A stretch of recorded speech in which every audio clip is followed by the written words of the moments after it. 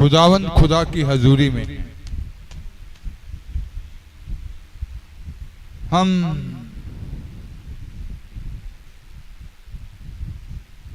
जो सीखते आ रहे हैं कि नए नेम के जो खादम होते हैं, नए नेम के सेवक,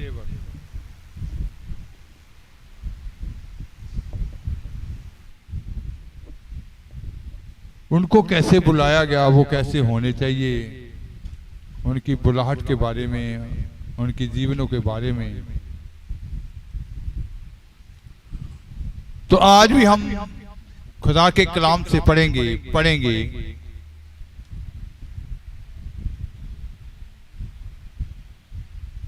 लूका की अंजील 14 बाब उसकी 33 आयत।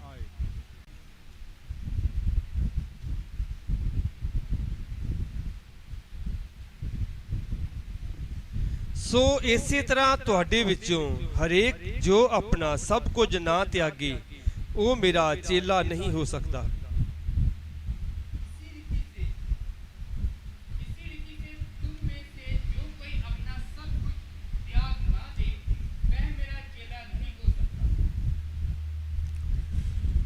तो लिखा गया कि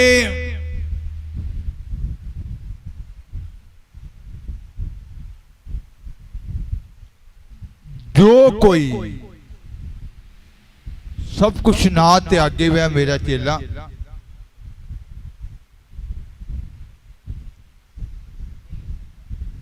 कुछ लोगों का विचार है कि ये कुछ खास लोगों के लिए ये वचन है,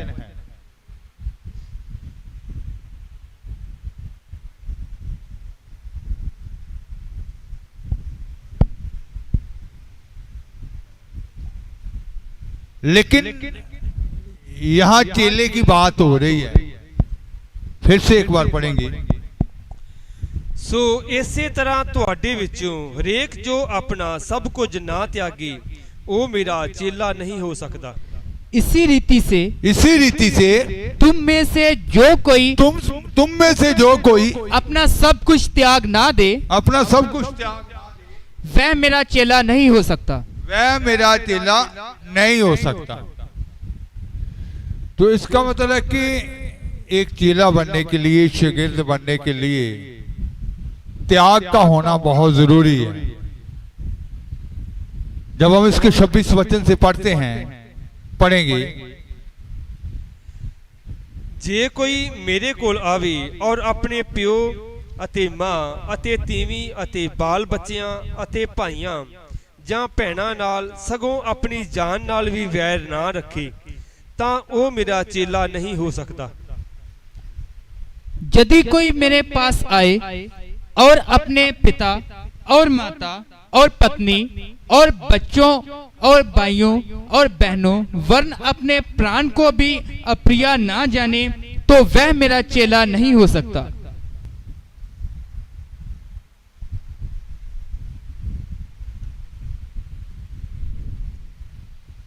फिर से पढ़ेंगे। यदि कोई मेरे पास आए और अपने पिता और माता और पत्नी और बच्चों और भाइयों और बहनों वरन अपने प्राण को भी अप्रिय ना जाने तो वह मेरा चेला नहीं हो सकता। जे कोई मेरे कोल आवे और अपने प्यो अते मां अते, अगर कोई यीशु मसीह ने कहा कि मेरे पास आए, अपने बाप, अपने मां और अपने प्यो अते मां अते तीवी अते बाल बच्चियां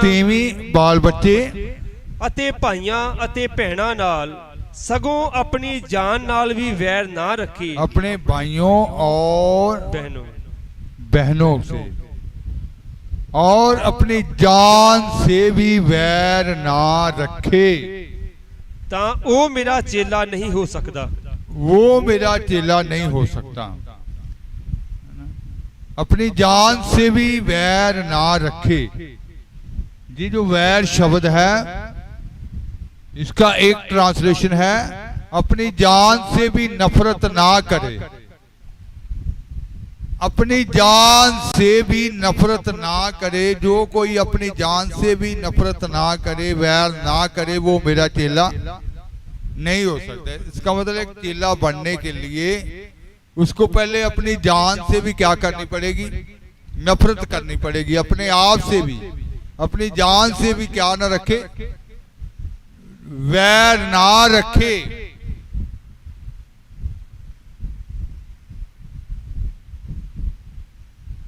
अपनी जान से भी वैर ना रखे। तो जहां नए नियम में एक त्यागी सेवक मांगे गए हैं, त्याग करने वाले, एक त्यागी सेवक। यीशु मसीह ने ये कहा था, यीशु मसीह को सेवा के लिए, खिदमत के लिए अपनी जान भी कुर्बान करनी पड़ी। उस सेवा के काम को पूरा करने के लिए अपनी जान की कुर्बानी देनी पड़ी। तो जैसे लिखा गया है कि चेला गुरु से बड़ा हो नहीं सकता। मत्ती की इंजील 10 बाब उसकी 24 आयत जब हम पढ़ते हैं, 24, 28 और 36 से 39।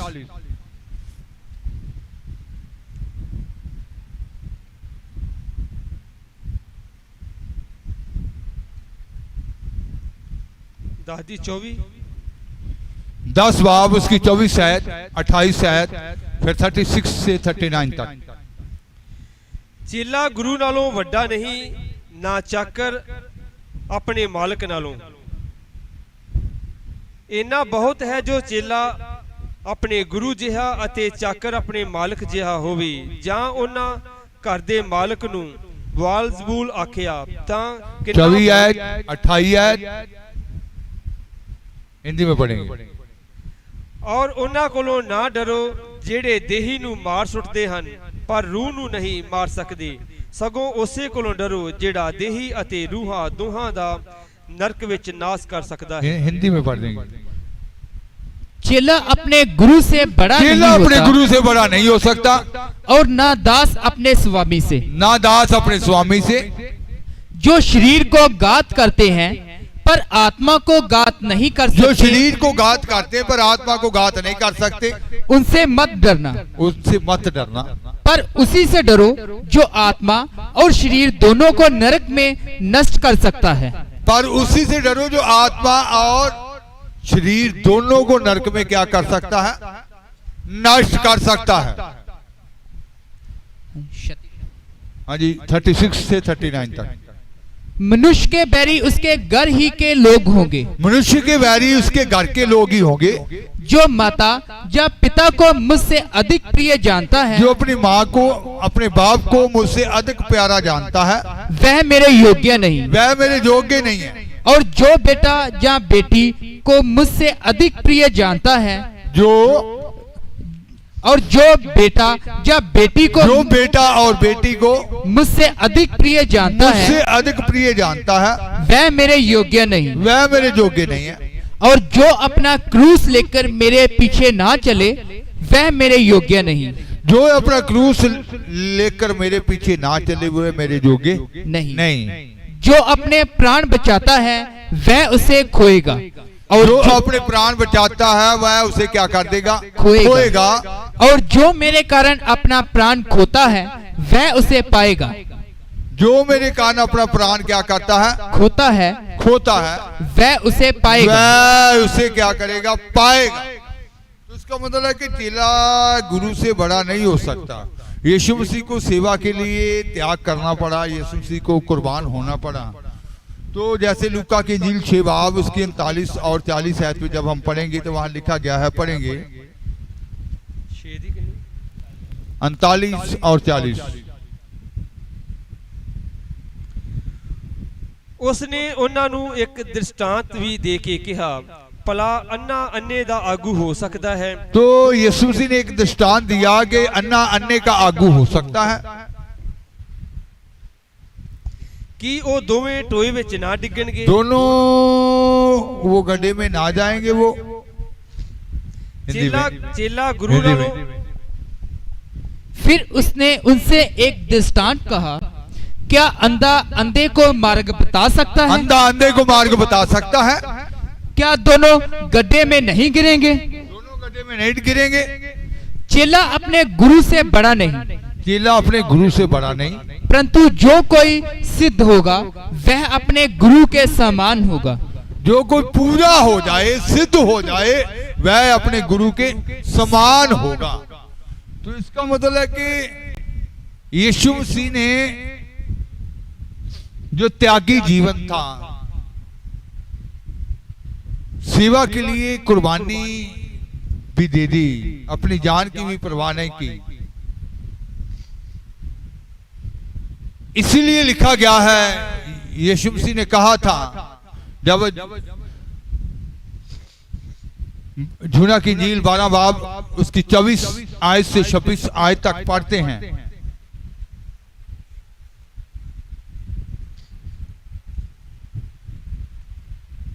मैं तुहानू सच सच आखदा हां। तो यीशु मसीह ने कहा कि मैं तुम्हें सच सच कहता हूं, जो कनक दा दाना, कनक का दाना जो जमीन विच पै जो के गेहूं ना का मरे, दाना है, जमीन में जाकर ना मरे, अगर वो मरता नहीं है, तां वो इकल्ला ही रहंदा है।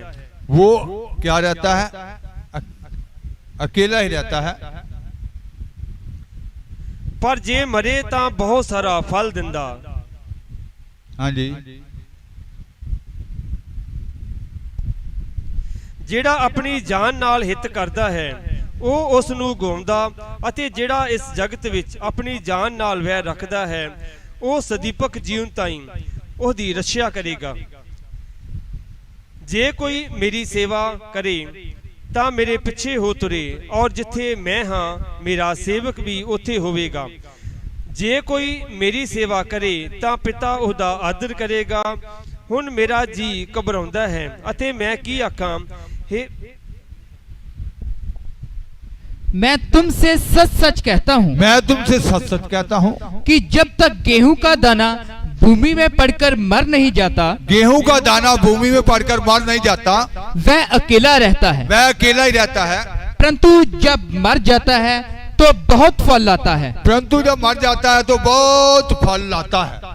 जो अपने प्राण को प्रिय जानता है, वो जो अपने प्राण को प्रिय जानता है, वह उसे खो देता है, वह उसे खो देता है। और जो इस जगत में अपने प्राण को अप्रिय जानता है, जो इस जगत में अपने प्राण को अप्रिय जानता है, वह अनंत जीवन के लिए, वह अनंत जीवन के लिए उसकी रक्षा करेगा। उसकी रक्षा करेगा। यदि कोई मेरी सेवा करे, यदि कोई मेरी सेवा करे तो मेरे पीछे हो ले, मेरे पीछे हो ले, और जहाँ मैं हूँ वहाँ मेरा सेवक भी होगा। जहाँ मैं हूँ वहाँ मेरा सेवक भी होगा। यदि कोई मेरी सेवा करे तो पिता उसका आदर करेगा। यदि कोई मेरी सेवा करे तो पिता उसका क्या करेगा? आदर करेगा। यदि कोई मेरी सेवा करे तो वो मेरे पीछे हो ले। इसका मतलब है कि जैसा प्रभु यीशु मसीह ने हमें अपना एक वो अपने जीवन का नमूना दिया है, हमारे लिए एक वो आदर्श बन गए, हमारे लिए एक नमूना छोड़ दिया कि एक मसीह जीवन जो है हमने कैसे व्यतीत करनी है। हम जब खुदा के पीछे चलना है तो कैसे चलना है। गेहूं का दाना जमीन में पड़कर मरेगा नहीं तो कभी भी फल लेकर नहीं आ सकता। जैसे ये जो सलीब उठाने के लिए कहा गया, जैसे लूका की अंजील 14 बाब उसकी 27 आयत को पढ़ते हैं जब हम, तो वहां लिखा गया है, पढ़ेंगे, जो कोई अपनी सलीब चुक के मेरे मगर ना आवे मेरा चेला नहीं हो सकता। जो कोई अपनी सलीब उठाकर मेरे पीछे ना आए वो मेरा चेला, मेरा शागिर्द हो नहीं सकता। तो सलीब उठाने का मतलब यही था, मरना, मर जाना। गेहूं का दाना मरेगा नहीं तो फल लेकर नहीं आएगा। तो इसका साफ मतलब था कि शरीर के रिश्तों से ज्यादा मोहब्बत नहीं करनी। खुदा के लोग जो है, कलीसिया जो है, उससे मोहब्बत करनी है। इसीलिए माँ बाप, बहन भाई, बच्चों से मोहब्बत ज्यादा नहीं करनी। इसीलिए उसने कहा है कि जो कोई उनसे मुझसे मोहब्बत ज्यादा करेगा वो मेरा शागिर्द नहीं हो सकता। तो शागिर्द होने के लिए त्यागी सेवक होना बहुत जरूरी है। अपनी जान से भी वैर रखना बहुत जरूरी है, जान से भी नफरत करनी बहुत जरूरी है।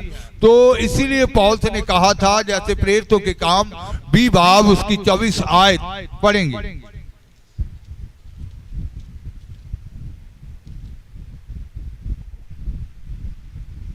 परंतु मैं अपने लिए अपनी जान नू किसी तरह प्यारी नहीं समझदा हां, ਤਾਂ ਜੋ ਮੈਂ ਆਪਣੀ ਦੌੜ ਨੂੰ ਅਤੇ ਉਸ ਟਹਿਲ ਨੂੰ ਪੂਰੀ ਕਰਾਂ ਜਿਹੜੀ ਮੈਂ ਪਰਮੇਸ਼ਵਰ ਦੀ ਕਿਰਪਾ ਦੀ ਖੁਸ਼ਖਬਰੀ ਉੱਤੇ ਸਾਖੀ ਹੋਣ ਲਈ प्रभु यीशु तो पाई सी।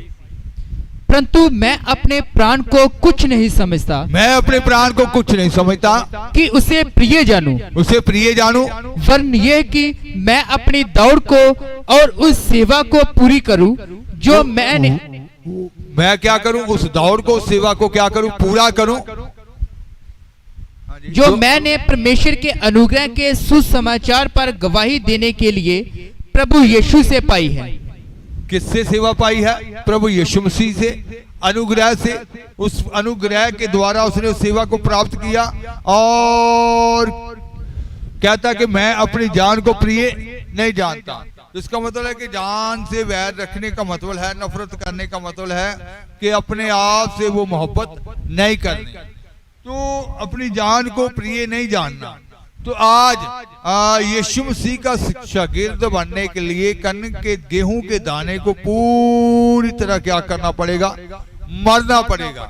तो इसीलिए यीशु मसीह ने कहा कि अगर कोई सलीब उठाकर मेरे पीछे ना आए वो मेरा शागिर्द नहीं हो सकता। तो सलीब उठाने का मतलब यही था, मरना, कि अपने आप को मार देना, अपनी खुदी को मार देना, अपने आप को मार देना और अपनी जान से भी क्या करनी है, नफरत करनी है, वैर करना है उसका शागिर्द बनने के लिए। तो यीशु मसीह ने हमारे लिए एक आदर्श जीवन व्यतीत किया है, हम उसी को इसीलिए उसने कहा कि जो कोई मेरी सेवा करना चाहे वो मेरे पीछे हो ले। तो इसका मतलब उसके पीछे होने का मतलब है कि जिस रास्ते पर यीशु मसीह चले हमने भी उन्हीं रास्तों के ऊपर क्या करना है, चलना है। हमने भी उन्हीं रास्तों के ऊपर चलकर उस मंजिल तक पहुंचना है। हमने भी उसी रास्तों पर चलकर उस सिंहासन तक, उस तख्त पर पहुंचना है। क्योंकि यीशु मसीह ने क्या कहा था, जहां मैं हूं वहां मेरा सेवक भी होगा और मेरा पिता जो मेरी सेवा करता है उसका क्या करेगा, आदर करेगा। तो इसका मतलब है कि वहां तक पहुंचने के लिए यीशु मसीह के पीछे पीछे चलना पड़ेगा, उन रास्तों के ऊपर चलना पड़ेगा जिन रास्तों के ऊपर यीशु मसीह चलकर गए। तो हमने उन रास्तों के ऊपर चलना है। तो यीशु मसीह ने एक बहुत ही अच्छा ये नमूना दिया था उन सब खादमों को जो नए नियम के खादम बुलाए गए हैं। जब हम मत्ती की इंजील 12 बाब उसकी 47 आयत से 50 आयत तक पढ़ते हैं तो लिखा गया है, पढ़ेंगे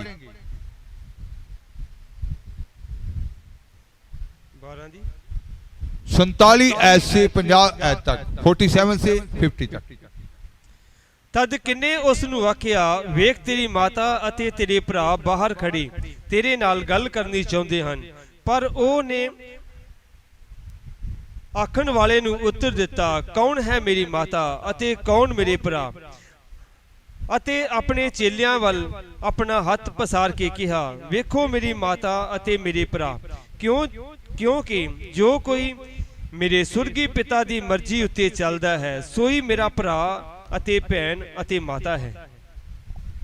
किसी ने उससे कहा, देख तेरी माता और तेरे भाई बाहर खड़े हैं और तुझसे बातें करना चाहते हैं।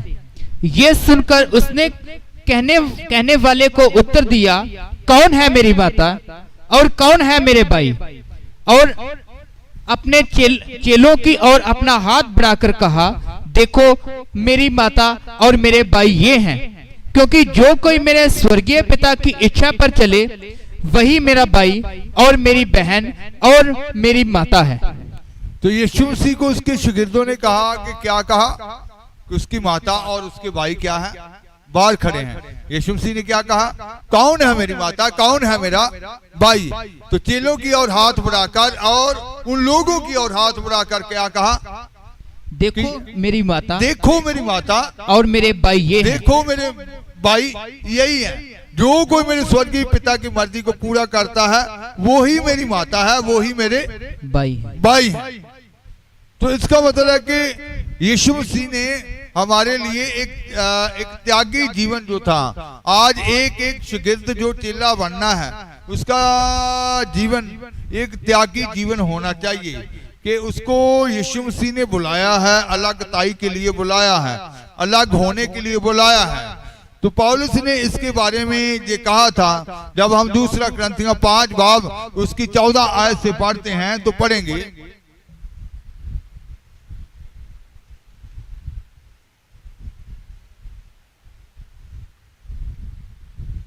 ਮਸੀਹ ਦਾ ਪ੍ਰੇਮ ਸਾਨੂੰ ਮਜ਼ਬੂਤ ਕਰ ਲੈਂਦਾ ਹੈ, ਕਿਉਂ ਜੋ ਅਸੀਂ ਇਹ ਵਿਚਾਰ ਕਰਦੇ ਹਾਂ, ਭਾਈ ਇੱਕ ਸਭਨਾਂ ਦੇ ਲਈ ਮੋਇਆ, ਇਸੇ ਕਰਕੇ ਸਭੇ ਮੋਈ, ਅਤੇ ਉਹ ਸਭਨਾਂ ਦੇ ਲਈ ਮੋਇਆ ਭਾਈ ਜਿਹੜੇ ਜਿਉਂਦੇ ਹਨ ਉਹ ਅਗਾਹਾਂ ਨੂੰ ਆਪਣੇ ਲਈ ਨਹੀਂ ਸਗੋਂ ਉਹਦੇ ਲਈ ਜਿਉਣ ਜਿਹੜਾ ਉਹਨਾਂ ਦੇ ਲਈ ਮੋਇਆ ਅਤੇ ਫਿਰ ਜੀ ਉੱਠਿਆ।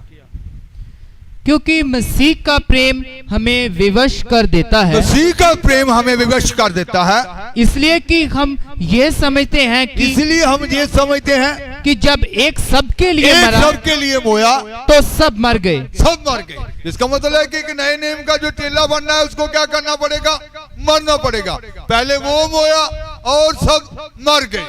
गेहूं का दाना जमीन में जाकर मरेगा नहीं तो कभी भी फल लेकर आ नहीं सकता। तो आज कितने लोग हैं जो सेवा करते हैं लेकिन शारीरिक प्यार जो है, शारीरिकता जो है वो उनकी सेवा में क्या बनी हुई है, रुकावट बनी हुई है। ये सब कुछ त्यागने का मतलब था कि कोई शारीरिक प्यार जो है खिदमत में रुकावट ना बने, उसकी सेवा में रुकावट ना बने। जो उसको काम दिया गया है, जो सेवा उसको दी गई है, जो शरीर का प्यार उसमें रुकावट ना बने।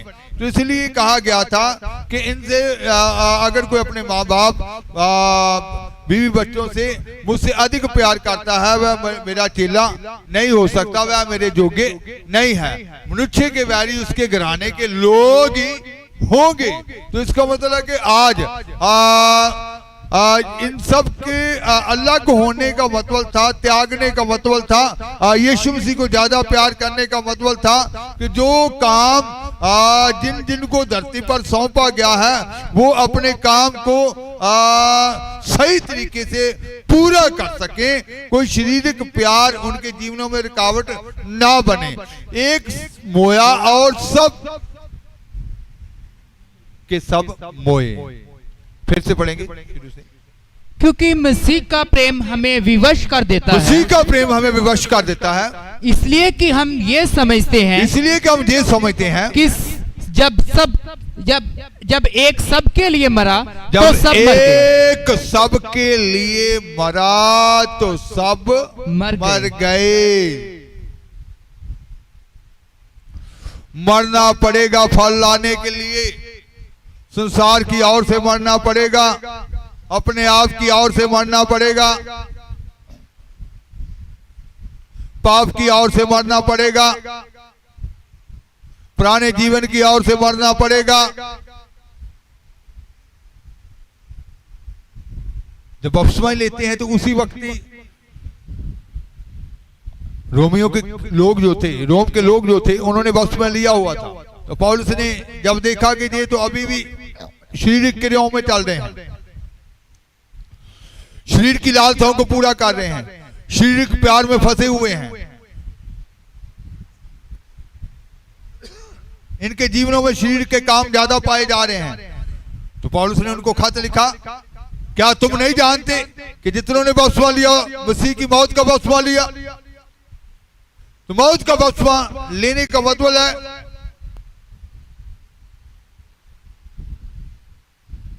अपने आप की ओर से मर जाना, पाप की ओर से मर जाना, पुराने जीवन की ओर से मर जाना, संसार की ओर से मर जाना, उन फैसलों की ओर से मर जाना, सब बातों से मर जाना। कन गेहूं का दाना जमीन में जाएगा, मरेगा, फल लेकर आएगा।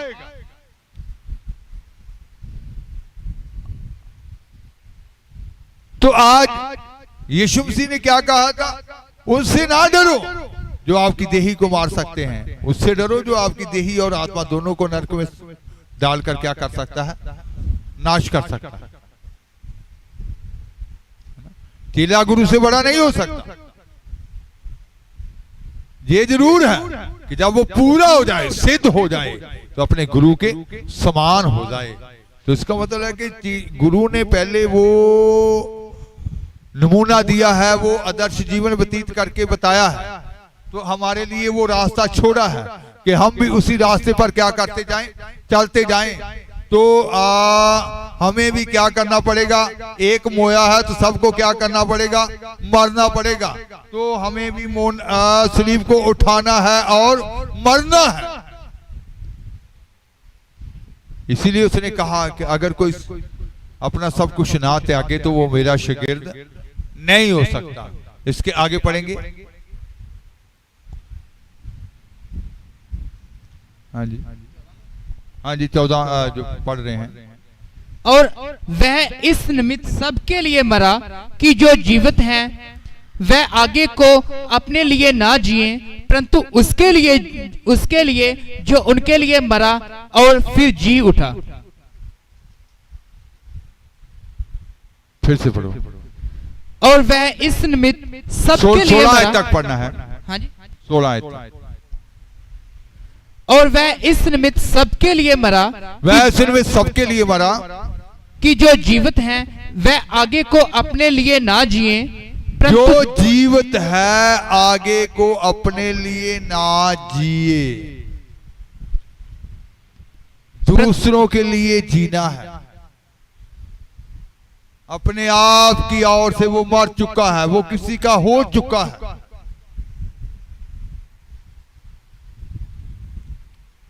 अपने लिए ना जिए,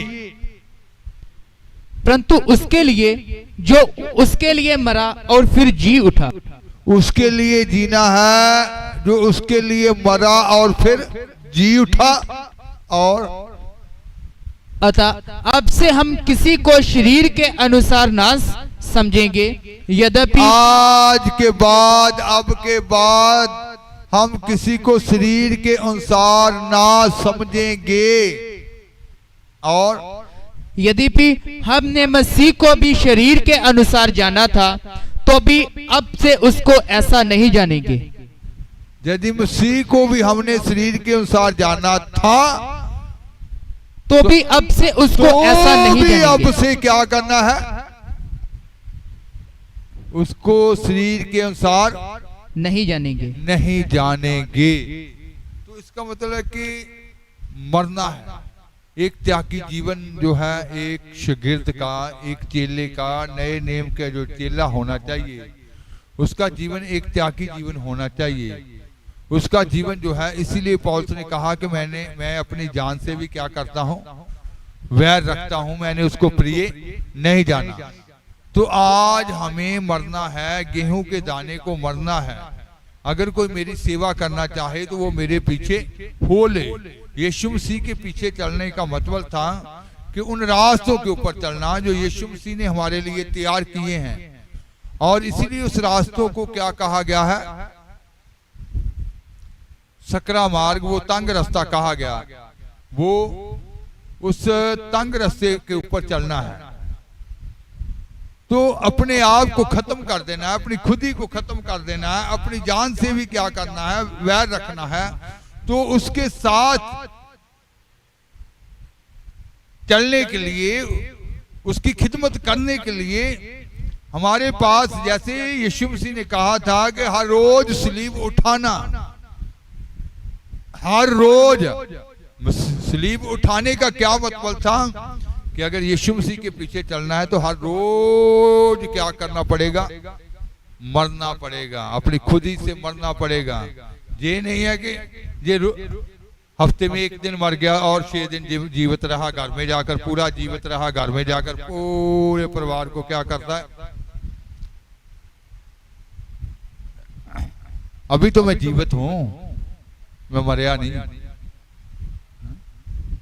इसका मतलब मरना है, हर रोज स्लीब उठाने का मतलब हर रोज मरना है। मसीह के लिए जीना है तो फिर हर रोज क्या करना पड़ेगा? मरना पड़ेगा।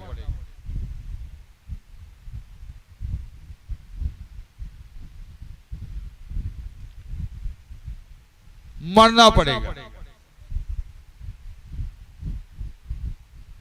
तो उसका मतलब नहीं था कि एक त्यागी जीवन। तो आज नए नियम की सेवक जो हैं उनके पास यीशु मसीह की तरह एक त्यागी जीवन होना चाहिए, जैसा उसके शागिर्दों ने उसी रास्ते के ऊपर चल के हमारे लिए एक रास्ता छोड़ा, हमारे लिए एक आदर्श जीवन छोड़ा। और उसके बाद भी कितने वो संत लोग थे जो यीशु मसीह के पद चिन्हों पर चले, उस रास्ते पर चल के हमारे लिए एक रास्ता छोड़ गए। तो हमें भी वचन के मुताबिक ही चलना है, वचन के मुताबिक डलना है। एक एक वचन को अपने जीवन में क्या करना है? पूरा करना है। वचन के साथ मिलकर वचन बनना है। और जब न्याय होगा तो जैसे दानियल ने कहा था, वो लिखत को पढ़ा था, मने मने तकेर, है ना, कि जब तोला जाए वचन के साथ तो क्या निकले? पूरा निकले। तो आपने वचन के साथ पूरा निकलना है। ये नहीं है कि एक वचन को पूरा कर लिया, एक को छोड़ दिया। खाली स्थान को अपने जीवन में क्या करना पड़ेगा? भरना पड़ेगा। एक एक खाली स्थान को अपने जीवन में भरना पड़ेगा। जो वचन आप छोड़ देते हैं उसको भी अपने जीवन में लेना पड़ेगा, ताकि आपके जीवन में एक एक वचन क्या हो सके? पूरा हो सके। आंखें बंद करेंगे, दुआ की हालत में होंगे।